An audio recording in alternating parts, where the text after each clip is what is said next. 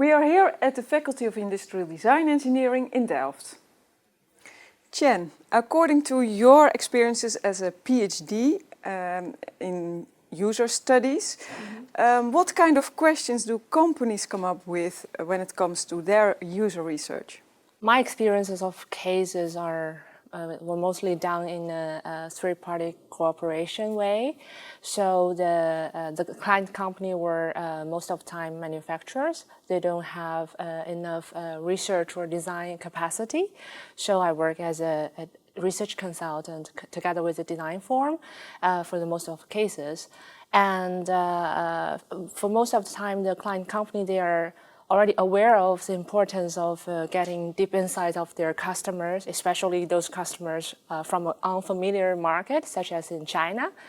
But they don't know that much about, well, they're not familiar with the qualitative user research approach. So they often came to me with a list of product attributes that they found out to be important according to market research. Okay, and what then what kind of things do they expect from your research? They want to use the user research results to confirm their assumption about their target audience. But quite often they got pretty impressed afterwards because the user insights not only help them to confirm their assumptions, but also uncovered many important blind spots which they couldn't predict beforehand. And this process actually very helpful for the clients to not only know the importance of knowing what your customer do, but also why they do it in this way. Okay, so actually you can surprise them because you're going beyond their expectations somehow. Can you give an example? For example, one of the clients, they found out that for Chinese customers, they care more about the size of bathroom products, but they didn't know why.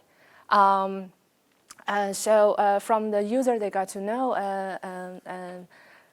in China, it's common to have a bathroom and it's common to have a toilet and bath in same places. But beside these two basic functions, local users also do many other things in such a space. For example, doing laundry, storage, hanging clothes, and all other kind of things, so on and so on. So it's important that so people do a lot of activities, and also the products related to these activities would need more space. Yeah. So getting to know this hidden reason, they can do more than just making the products much smaller. Okay. So there's more solutions they can do after getting to know this. And we are talking also about scoping and the focus. Can you give an example how you focus and scope the research?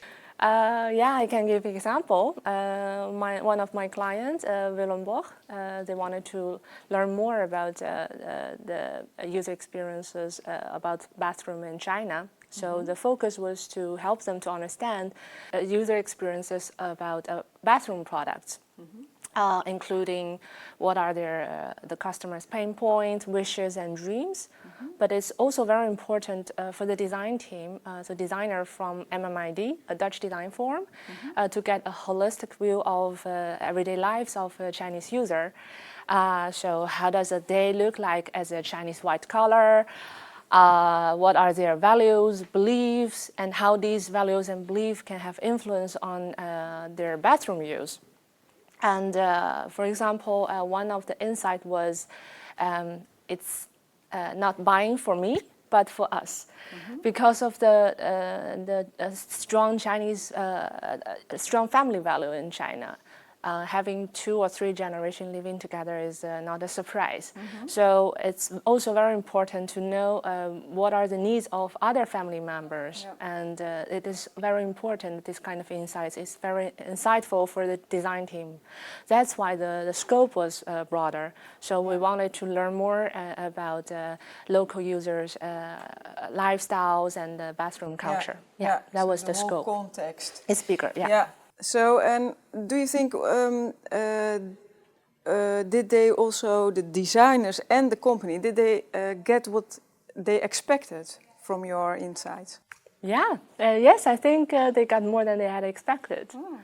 Yeah, for the communication, to let them get a deeper understanding about their intended user and context, I use user quotes, images, and videos to help to show this context more lively.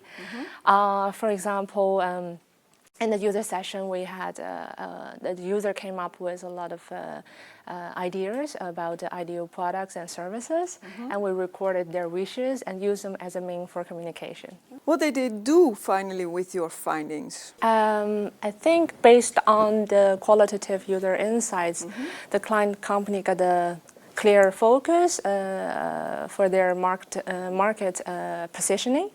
And for the design team, they discovered new areas or new opportunities. And as I heard so far, the design team is working on a new design, and they want to get the products on the market next year. Whoa, Yeah. that's nice. And then actually a last question, is it also difficult for the company to apply your insights?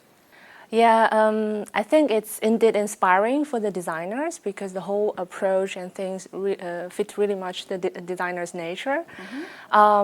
It was not easy for the client company to keep a good balance between big data, so a quantitative data, and also with qualitative insights. But eventually, they think they got a lot of benefits out of it. Nice. Yeah. Good example. Thank you very much for sharing Thank this from your research, and good luck with your PhD. Thank you.